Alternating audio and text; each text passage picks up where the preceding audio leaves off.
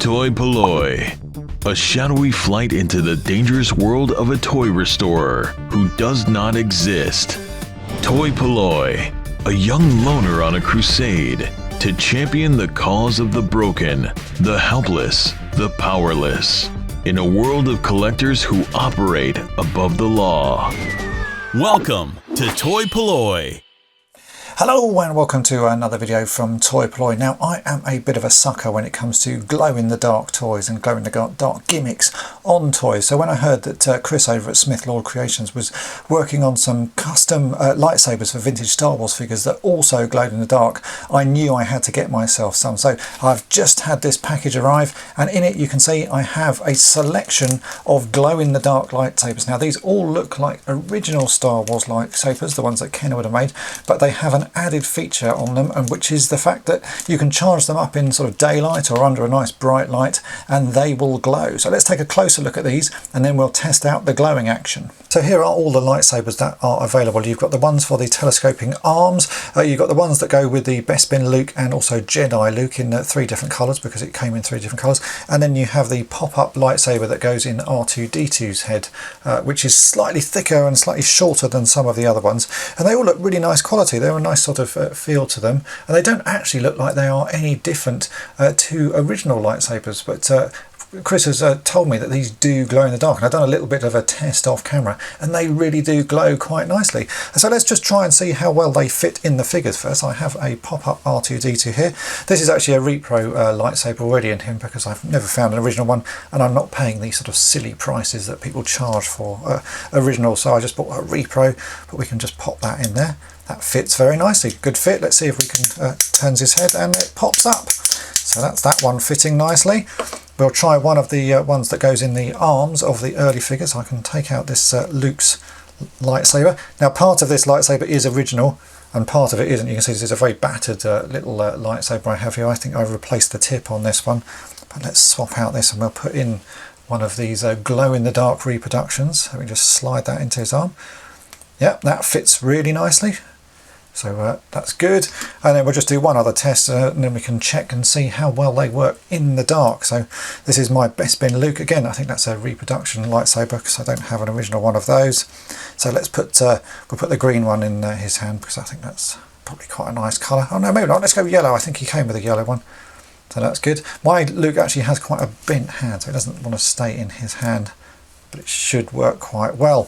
So as you can see, they do actually all fit really well. I'm going to now try and charge them up in the light, sort of leave them under light just for a few minutes just to get the full effect and see if I can actually record them on this camera. I'm not sure how well they will come out. They do work very nicely, but it's whether this camera has enough sort of power to capture the glow in the dark part of them, but we'll give it a go and I'll see how well it comes out. Okay, well this is actually proving quite hard to show here just because my camera doesn't want to pick it up, but I think I've found a method which I can show you how well they're glowing. I've got a light here and I'm just charging up the sort of glowing power of these new sort of lightsabers. So I'm getting this all charged up, and what I'll do is I'll then switch this light off, and hopefully if I switch off my filming light you should be able to see that everything is glowing and glowing quite nicely. So let's give this one go and we'll see what happens.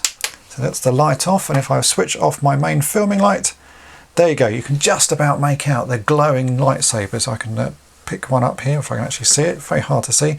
You can just see me moving that about. So they do glow really nicely. It's just very hard for me to actually get this to film and to focus, but I think you can just about see that lightsaber is glowing, and everything there on my desk is also glowing quite nicely.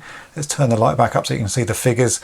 We'll give that one more charge. I've got this quite bright light here, just a good way of charging these things up, but really the failing here is actually my camera, not the lightsabers. They do glow very nicely and it's quite a nice effect, but trying to film that in a camera that doesn't really want to film in the dark is proving a little bit troublesome. So just give that a quick charge again.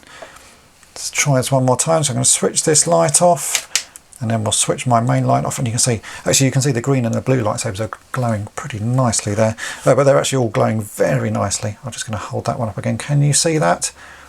Pretty hard to tell actually. the camera just won't want to focus on it. But you can see those ones in the background there are actually glowing very nicely. So they do work really well. Well, I hope you're able to see that as well as I could here. The camera really doesn't do it justice. They do glow very nicely. Now these are available. You can buy them, I think, individually or as a sort of full set of all of them. I got the whole set just because I always like these glow in the dark things, and you might as well go all in with this sort of stuff. And I'm certainly going to display my figures with these because I think most of mine do have reproduction lightsabers anyway. These are pretty much all reproductions, so I might as well replace them with some nice glow in the dark ones, so that when I switch the lights off in my toy room I can see the lightsabers glowing in the background along with some of my other glow in the dark toys that I have here.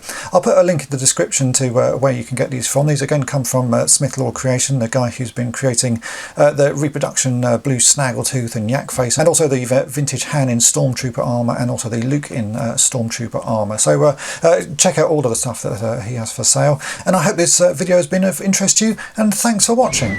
Thanks for watching toy-polloi. Subscribe for more great videos. You can also follow toy-polloi on Twitter, Facebook, and Instagram.